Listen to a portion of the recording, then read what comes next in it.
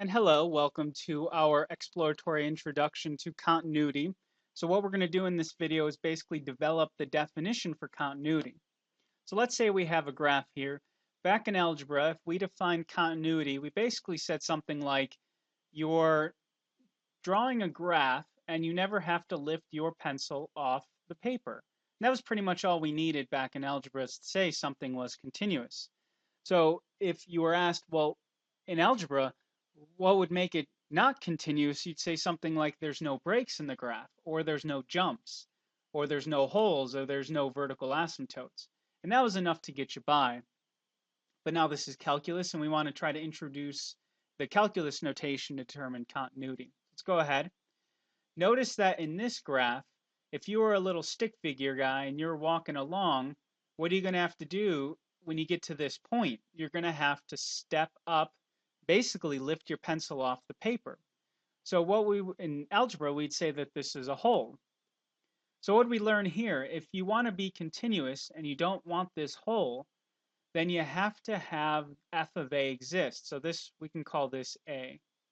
Oops, excuse me. That would be a. So f of a has to exist. There needs to be a point here. Otherwise, it can't be continuous. You'd have a hole. All right, in this graph, notice what would happen here. You're your little stick figure guy, and you want to get up here because you're going along the graph, and what's happening is you basically have to jump from this graph, this piece, all the way up to this one. So we call this a jump discontinuity, and I think the name says it, jump discontinuity. So let's take a look at what's happening here. You have your graph coming in from the left, and you're approaching this value. So whatever that value is, let's just say it's like 2. And you're coming in from the right, and it's not approaching the same place. So what we have is the left-hand limit doesn't equal the right-hand limit. Well, what does that say? It says that the limit of f of x does not exist. If the left and right don't equal each other, then the general limit doesn't exist. So a function is continuous if you need the point to exist, and now you need the limit to exist. If the limit doesn't exist, you either have something like this, a jump discontinuity, where you got to jump from one graph to the other, or you would have something called an infinite discontinuity. The infinite discontinuity is basically where you have this vertical asymptote here. But notice that if you are your little stick figure guy, you're still either going to have to jump over, or you're going to basically, fall down.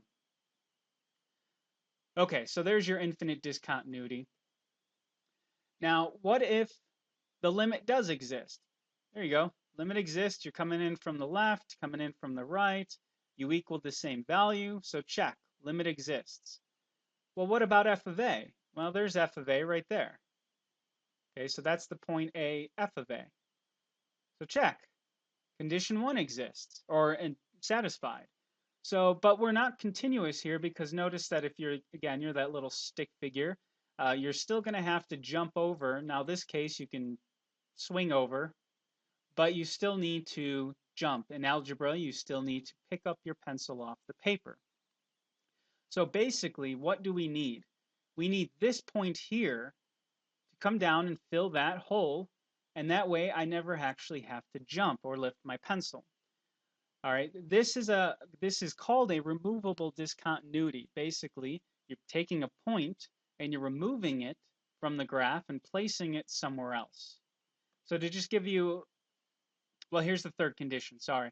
The third condition is that the limit, right, coming in from the left, coming in from the right, you have to equal the y value that's there. Now, obviously, the limit in from the left and right in this example doesn't equal f of a because that's f of a. So what would have to happen for this point to work, for this to be continuous at the point x, or at the x equal a, you would need this point to come down, fill in the hole, and now your little stick figure guy can just walk right over and never have to jump or fall. And algebra, you never have to pick up your pencil off the paper.